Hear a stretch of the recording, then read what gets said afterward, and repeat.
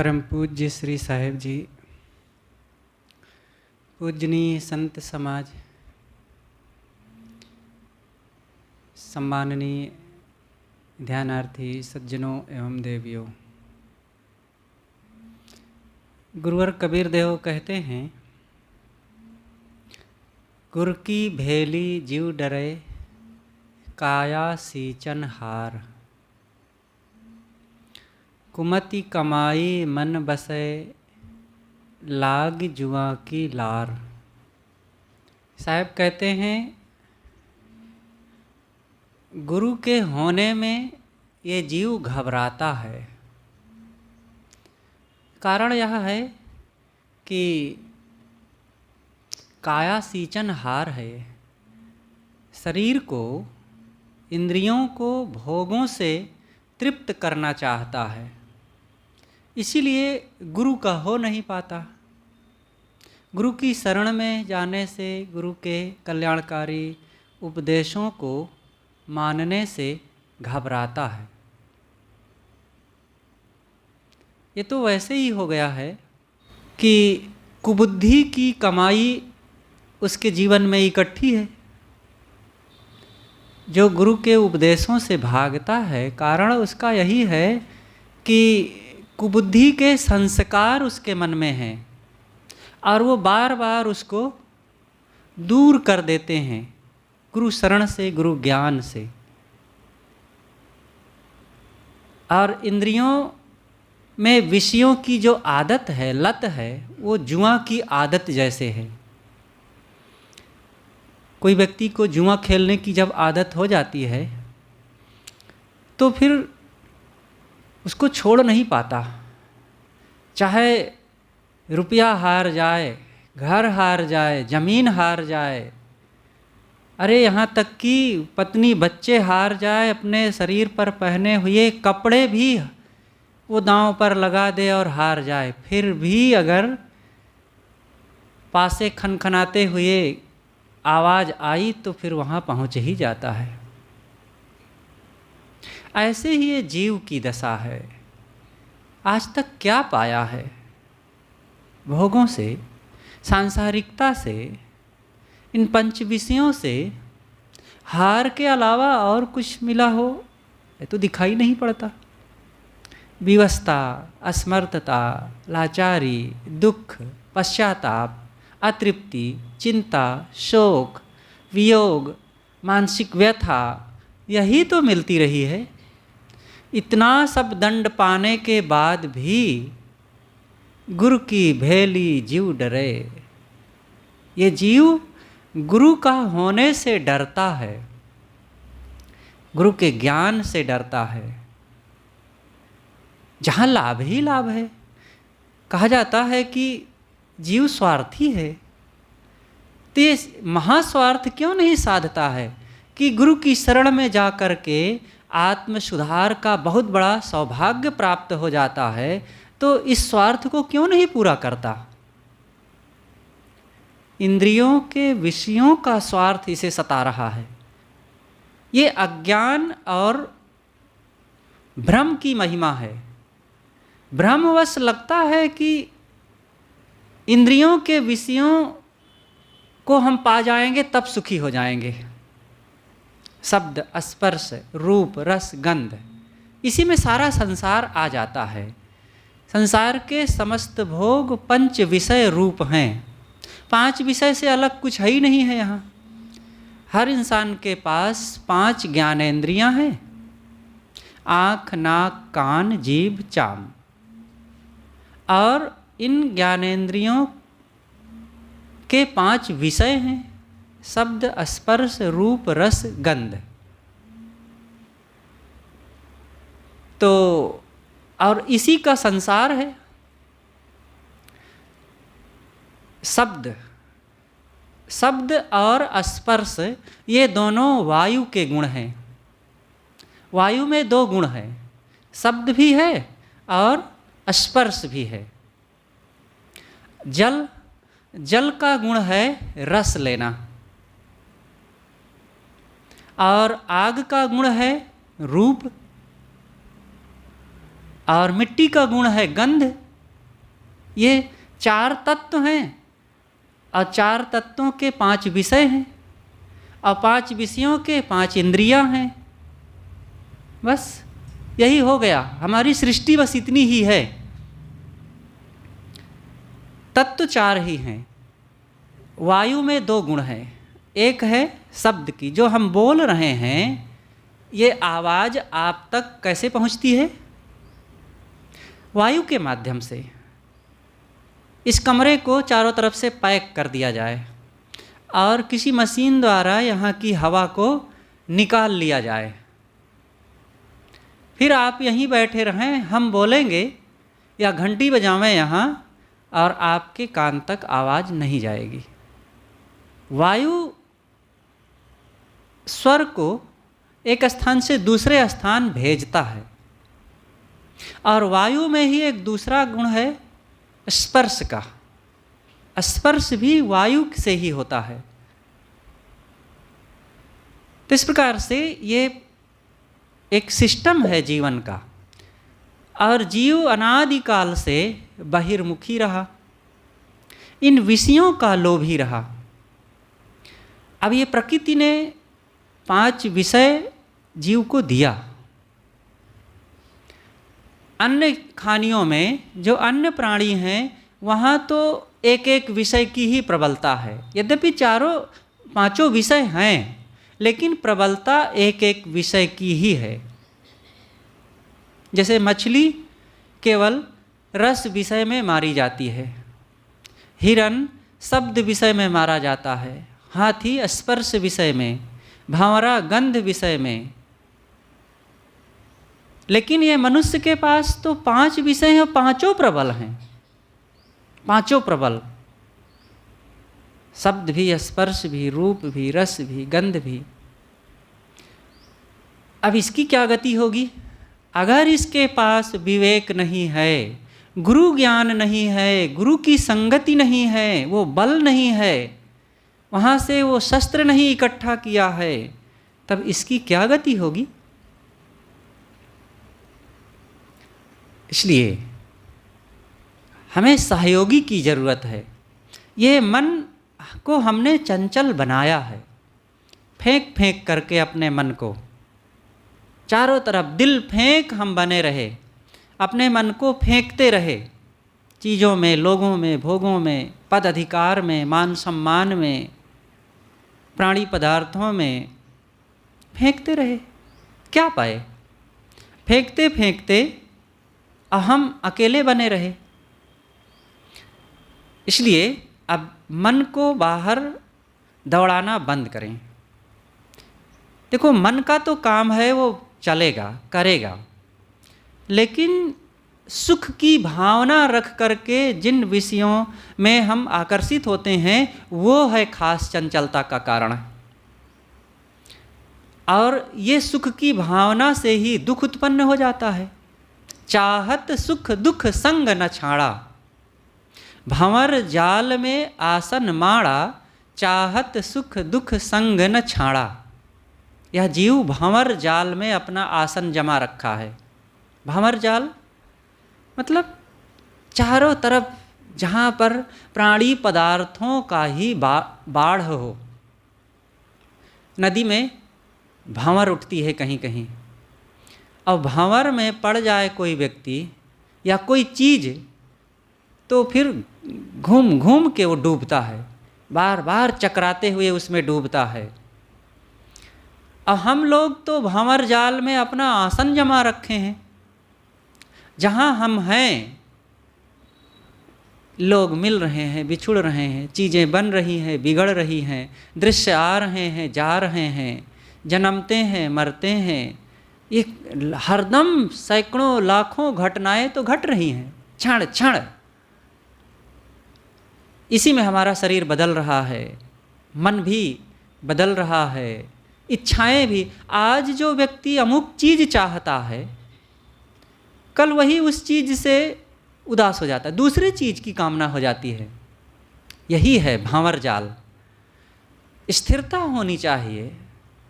मन के बहुतक रंग है, छिन छिन बदले सोए, एक रंग में जोर है ऐसा बिरला कोय।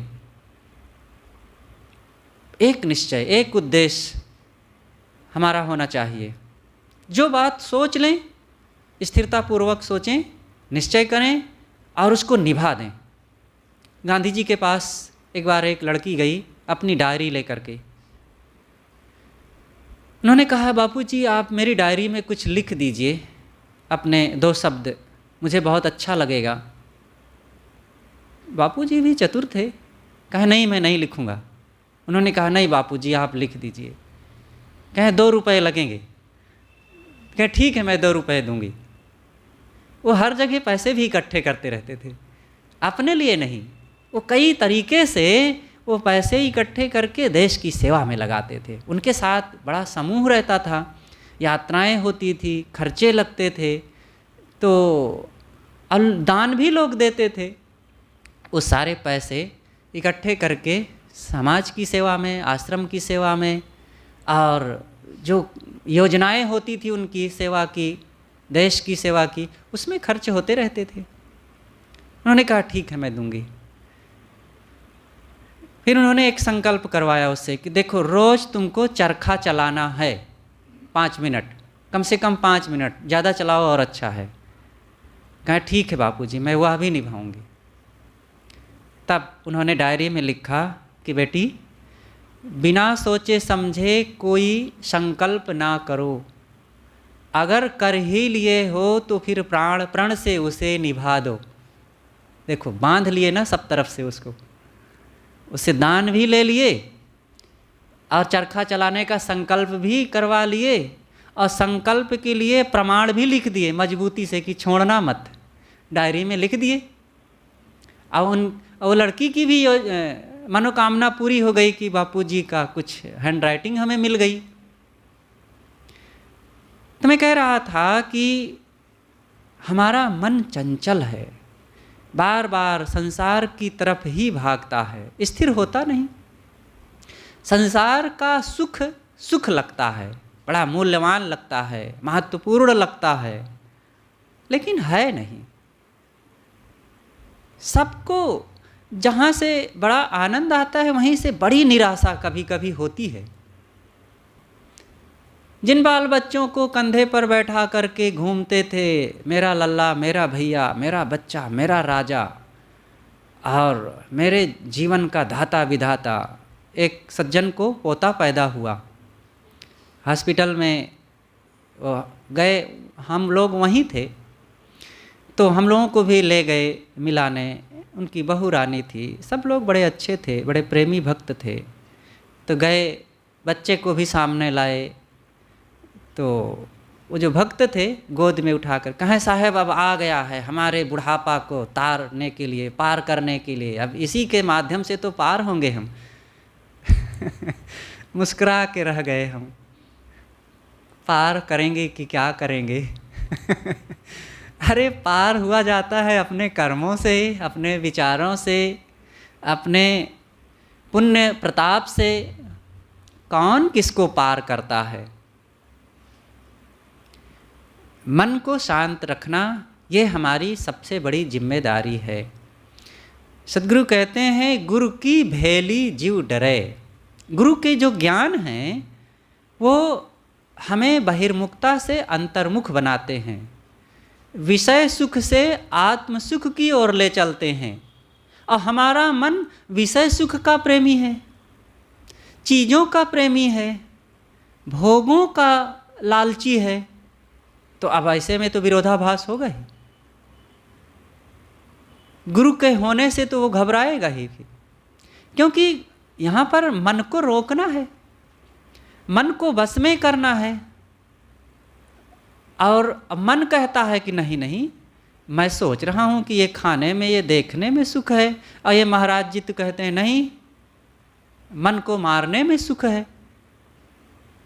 तो अगर हमने मन को बल दे दिया है तो फिर मन अपनी करवाएगा, और मन को हमने बल नहीं दिया, अपनी सत्ता नहीं दिए, तो गुरु ज्ञान का महत्व फिर दिखने लग जाएगा। और फिर गुरु ज्ञान को एक बार हमने महत्व दे दिया तो फिर समझ में आने लग जाएगा। समझ में आने लग जाएगा तो उसका अमल होने लग जाएगा, और जैसे अमल होना शुरू हुआ तो हमारा मन बलवान होने लग जाएगा, और फिर ज्ञान विचार संयम में सुख लगने लगेगा, और फिर इधर गति हो जाएगी। और जैसे इधर लाभ निश्चय हुआ, सुख निश्चय हुआ संयम त्याग में, तो फिर जो इच्छाओं कामनाओं की शक्ति बड़ी उभाड़ मार रही थी, अब वो मुरझाने लगेगी, वो क्षीण होने लगेगी। और फिर अगर यही क्रम बना रहा तो एक समय ऐसा आएगा कि हमारा मन जो विषयों की तरफ भटक रहा था, इच्छाएं कामनाएं रात दिन सता रही थी, वो मृत प्राय हो जाएंगी, कमज़ोर एकदम हो जाएंगी, मरेंगी नहीं पूरी तरह से। ये सद्गुण और दुर्गुण जिंदगी भर रहते हैं, पूरी तरह से मरते नहीं हैं।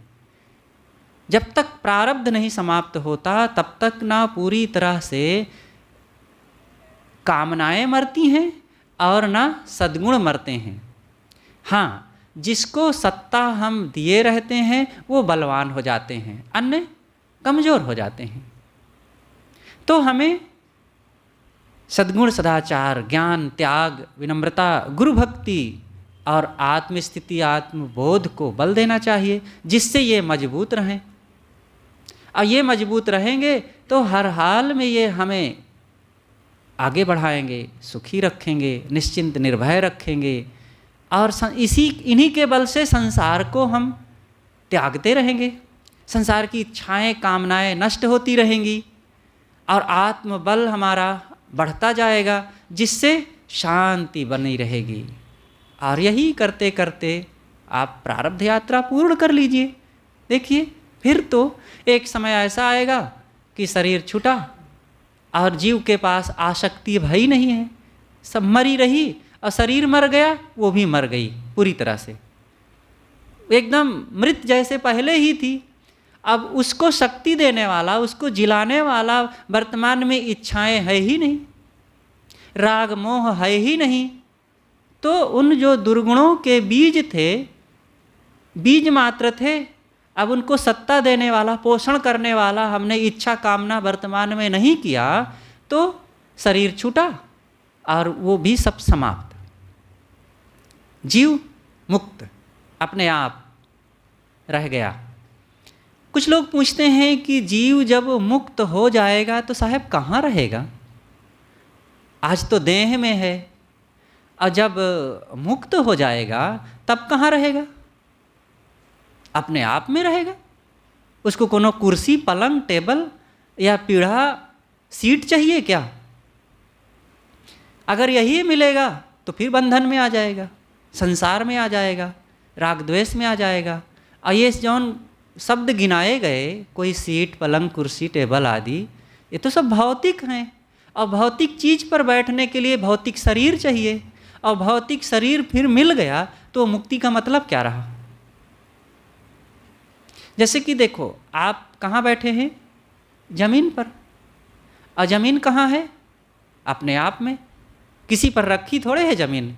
जब इतनी विशाल स्थूल धरती बिना आधार के अपने आप में है, तो आप इतने सूक्ष्म अमर अविनाशी आत्मा चैतन्य ज्ञान स्वरूप हैं, आपको रहने के लिए कोई प्लेटफार्म चाहिए? राग आसक्ति मोह को छोड़ दे बस, फिर देखिए, आशा छोड़ के होए निराशा, कहाँ कबीर तब देख तमाशा। काम नहीं किया जाता है, केवल तर्क उठते हैं। तर्क तो काम के लिए ठीक है कि तर्क के बल पर आगे बढ़ा भी जाता है, और तर्क के बल पर कुतर्क करके पीछे चले जाया जाता है। इसलिए आगे बढ़ने का काम करना चाहिए, इधर उधर सोचने से कुछ फायदा नहीं होता है। तो साहब कहते हैं, गुरु की भेली जीव डरे काया सींचन हार। ये काया का सींचने वाला, चंचल मन वाला, भोगों का इच्छा कामना वाला कभी भी स्थिर नहीं हो पाता है। ये मन हमारा चंचल कैसे होता है? एक उदाहरण से समझें। जैसे पानी है, पानी एक पात्र में भरा है। पानी में अपना प्रतिबिंब देखना है तो 3 शर्त होनी चाहिए। पानी मटमैला ना हो, पानी में चंचलता ना हो, कंपन ना हो, और पानी के ऊपर काई ना हो, तभी हम उसमें अपना प्रतिबिंब देख सकते हैं। ऐसे ही हमारे मन पर मल, विक्षेप और आवरण जब तक चढ़े रहते हैं तब तक स्वरूप दर्शन नहीं होता है। आत्मदर्शन, आत्म स्थिति से दूर करने के लिए ये 3 कारण हैं हमारे पास: मल, विक्षेप और आवरण। मल क्या है? मनोविकार, काम, क्रोध, लोभ, मोह, ये मल हैं। चित्त मल, शरीर का मल तो रोज निकाल दिया जाता है, धुल दिया जाता है, सफाई कर दिया जाता है, नहा लिया जाता है, शरीर का मल निकल गया। चित्त का मल कहाँ निकल पाता है? मन का मल सब लादे रहते हैं। कल जैसे इच्छा, कामना, काम, क्रोध, लोभ की भावना में डूबे थे, आज भी वैसे हैं। तो ये मल होने से स्वरूप दर्शन नहीं होता। जैसे पानी में मिट्टी का अंश होने से अब चेहरा नहीं दिखता है उसमें। तो अगर चेहरा देखना है तो पानी को स्थिरतापूर्वक रख दीजिए और मिट्टी का अंश बैठ जाएगा, फिर आप देख सकेंगे आत्मदर्शन। इसी प्रकार आप ध्यान में बैठें, मन में चित्त मल है, काम, क्रोध, लोभ, मोह की भावनाएं हैं, आप त्यागते जाइए, त्यागते जाइए। सब भावनाओं से ऊपर उठिए, अंतर्मुख होइए। कुछ नहीं मुझे चाहिए, कोई न हमारो जगत में, ना हम काहू के मीत। ऐसा भाव रख करके सब को हटाते जाइए और आपके मन के जो मल हैं धीरे धीरे धीरे छटते छटते छट जाएंगे और फिर आत्मदर्शन आप कर सकेंगे। तब आपको पता चलेगा कि मेरा असली स्वरूप ऐसा है। उसमें कोई बाहरी रूप रंग तो नहीं है, लेकिन आनंद है वहाँ। बाहर की चीज़ें मिल मिल करके हमारे असली आनंद को वो छीण कर देते हैं, और मिलने के कारण जो क्षणिक आनंद आया और उसी के पीछे वियोग का दुख आ गया, तो वो आनंद भी दुखे बन जाता है। इसलिए अगर स्वरूप दर्शन करना है तो जैसे पानी में चेहरा देखने के लिए पानी का स्थिर होना और उसके मिट्टी के अंश का बैठना जरूरी है, ऐसे ही हमारे मन में स्थिरता अगर नहीं है तो स्वरूप दर्शन नहीं होगा। तो सारे विकारों को हम शांत होने दें, उसको निकालिए, कुपित दृष्टि से देखिए। मनुआ ही कहो रहो मन मारे, खिजुआ खीज न बोले हो। सदगुरु कबीर कहते हैं कि ऐ साधक, अपने मन को कह दो कि तू क्यों घबराता है। कोई खिझा रहा है तो खिझाने दे, डांट दो मन को। कोई खिझा रहा है तो तुम क्यों खींच रहे हो? उसका मन है, वो खींचा है इसलिए तुम्हें खिझा रहा है, और वो खिझा रहा है तो तुम भी खींच गए। इसका मतलब तुम्हारे अंदर भी कमजोरी है। खिजुआ खीज न बोले हो। एक बार सदगुरु श्री राम सूरत साहेब जी प्रतापगढ़ सुल्तानपुर के बीच में एक कार्यक्रम में थे। बहुत पुरानी घटना है। हमारे गुरुदेव जी भी थे वहीं। तो गुरुदेव जी का प्रवचन चल रहा था एक बगीचे में, और बड़े गुरु जी अपने निवास स्थान पर एक झोपड़ा में बैठे हुए थे। बगीचा में वे भी थे, लेकिन वहाँ झोपड़ा था, वहाँ बैठे हुए थे। इतने में दबंग टाइप के 2 व्यक्ति वहाँ पर आए। वो भगत वगत नहीं थे, उदंड व्यक्ति थे। आए और बड़े गुरु जी के पास पहले गए और बैठे। खाट लगी थी दूर, तो उसको घड़ घड़ खींच लाए और गुरु जी के पास ही खाट पर बैठ गए, और थैली निकाले और सुपारी सरौता निकाले और करर करर सुपारी कतरने लगे। पान खाए दोनों, और फिर बड़े गुरु जी से कहते हैं, बाबा आपका सत्संग में मन नहीं लगता क्या? यहाँ बैठे हो और वहाँ सत्संग हो रहा है, यहाँ का करत हो? तो ऐसे बोले। साहब शांत रहे, कुछ नहीं बोले। सोचे कि ये बाबा कुछ नहीं जवाब देंगे, तो फिर सत्संग में पहुंच गए। और वहाँ गुरु जी का प्रवचन हो रहा था। अब ये गए, खंभा जैसे खड़े हो गए सामने, छोटी सी सभा थी, 15, 20, 25, 50 लोगों की ज़्यादा से ज़्यादा।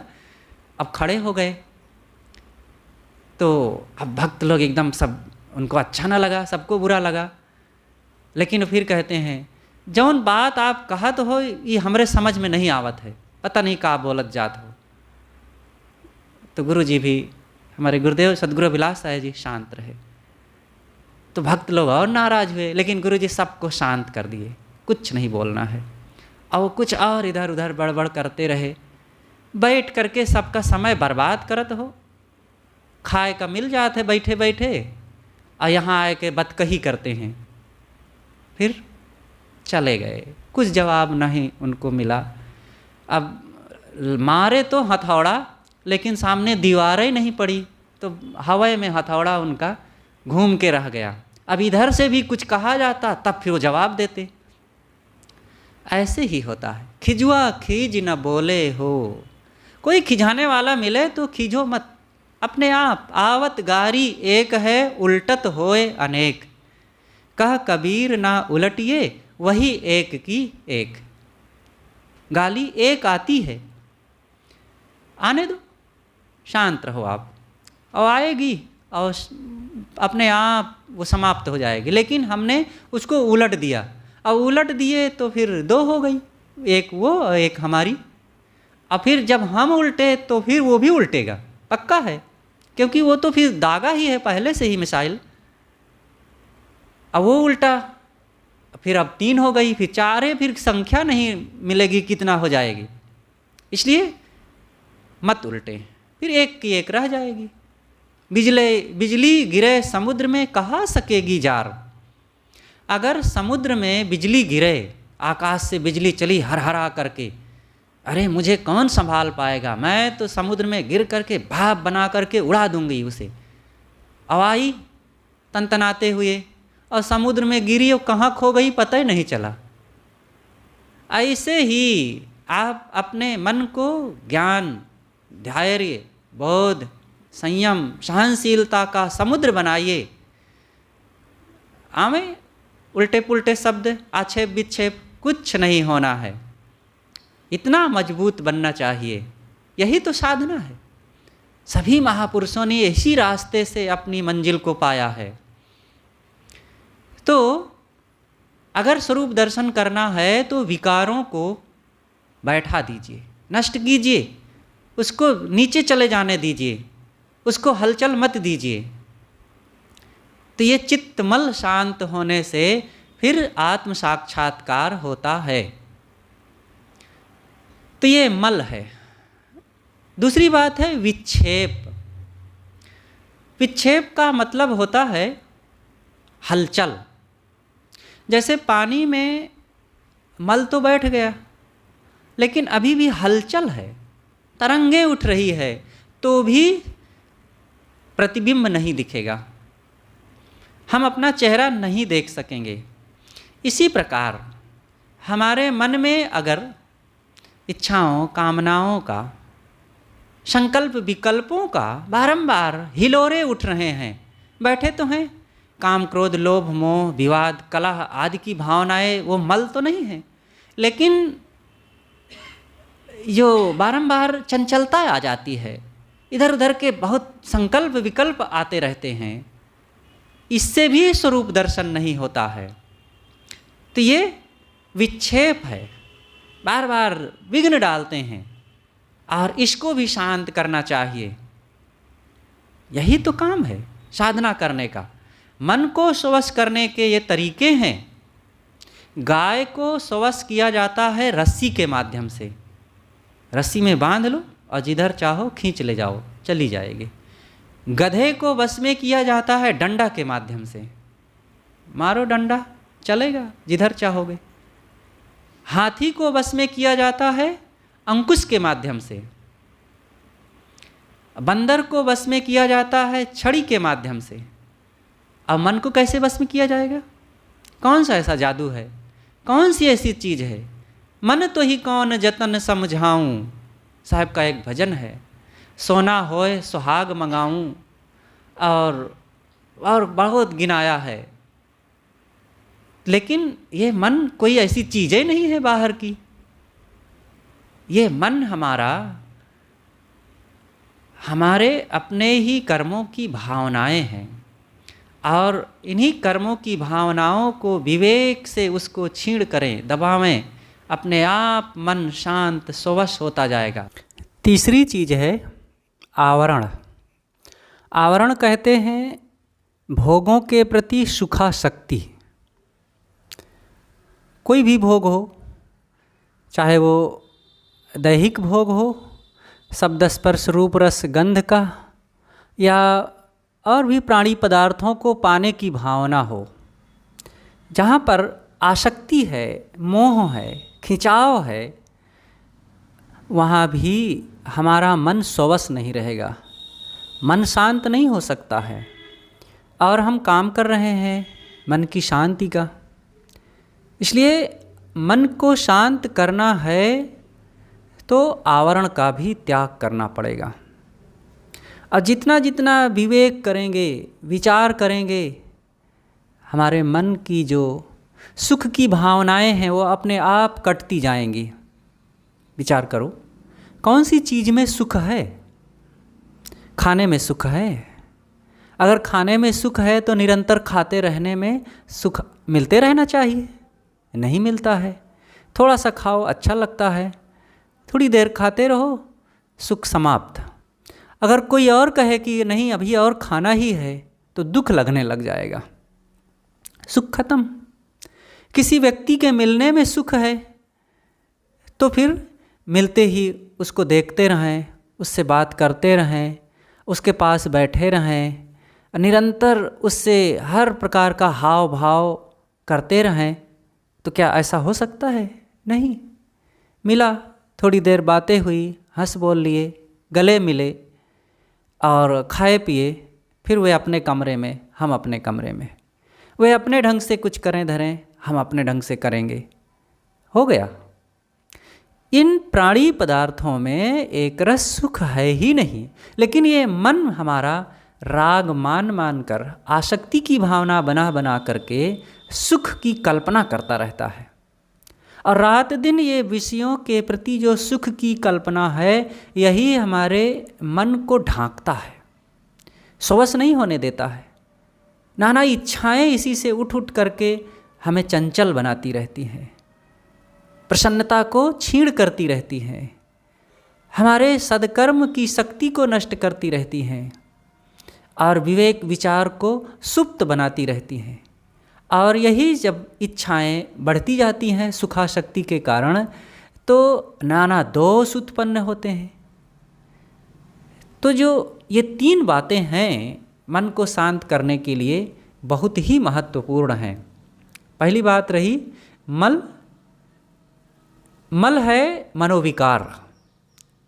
हमारे मन में रात दिन काम, क्रोध, लोभ, मोह के विकार उठते रहना, और उसी विकारों में हम पच करके भटकते रहें, रात दिन उसी को सोचते रहना और चंचल बने रहना, विकार उठा करके, ये मल है। चित्त मल के रहने पर तो शांति की कोई संभावना ही नहीं है। दूसरी बात है विक्षेप। विक्षेप है चंचलता। जैसे पानी के हलचल बने रहने में उसमें चेहरे को नहीं देखा जा सकता है, इसी प्रकार चित्त में इच्छाओं कामनाओं की चंचलता बनी हुई है। कभी इस बात के लिए, कभी उस बात के लिए, कभी उस व्यक्ति के लिए, उस व्यक्ति के लिए, रात दिन यही एक के बाद दूसरा, तीसरा, चौथा, हरदम कुछ सोचते रहते हैं। उसको निरर्थक समझने की चेष्टा ही नहीं करते हैं, और इन बातों को सोचने में ही आनंद मानते हैं, बड़ा अपना कर्तव्य समझते हैं, तो भी मन शांत नहीं हो सकता है। आवरण इसी प्रकार सुखासक्ति, मोह माया। अब मोह माया में उमड़ते घुमड़ते रहने पर ये काई है। जैसे पानी में काई चढ़ जाने पर चेहरा नहीं देखा जा सकता। ये उदाहरण 3 बातों का दिया गया। पहली बात है मल, मल का मतलब है पानी में मिट्टी का मिल जाना, और उस पानी का मटमैला हो जाने से चेहरा नहीं देखा जा सकता। इसी प्रकार दूसरी चीज़ है विक्षेप, चित्त के चंचल होने की बात। जैसे पानी के चंचल होने पर भी चेहरा को नहीं देखा जा सकता। तीसरी बात है आवरण, जैसे पानी में काई आ जाने पर, ऊपर काई रहने पर चेहरा को नहीं देखा जा सकता है, काई का हटना जरूरी है। इसी प्रकार मोह माया सुखा शक्ति का आवरण आने से भी स्वरूप दर्शन, चेहरे का दर्शन नहीं हो सकता है। जो मेरा असली चेहरा है ना, वो चेहरा को देखना ही तो मेरा मूल कर्तव्य है। मैं नकली चेहरों में खोया रहता हूँ। संसार, शरीर, रूप, रंग, प्राणी, पदार्थ, घर, धन, ये तमाम जो शब्द स्पर्श रूप रस गंध के पांचों विषयों के दृश्यमान जगत है, बस इसी को अपना मानता हूँ। और इसको अपना मानने से कभी भी शांति नहीं मिल सकती है। तो मन को शांत करने के लिए 3 बातों का हमें खूब मनन करना चाहिए। तो सद्गुरु कहते हैं कि ये जो सुख की भावना है और मन इंद्रियों की चंचलता का रसिक व्यक्ति गुरु ज्ञान से सदैव दूर ही रहता है।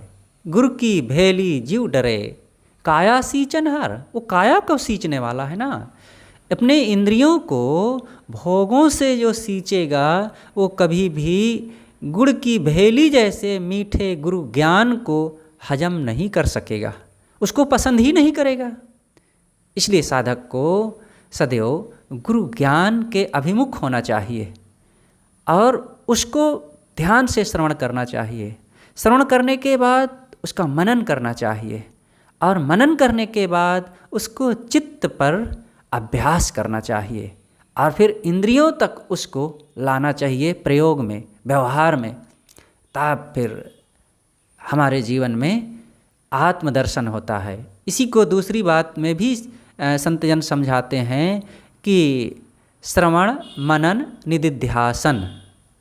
पहले ज्ञान की बात को श्रवण करे, फिर मनन करे, फिर उसको बड़ी गहराई से चित्त पर अभ्यास करे।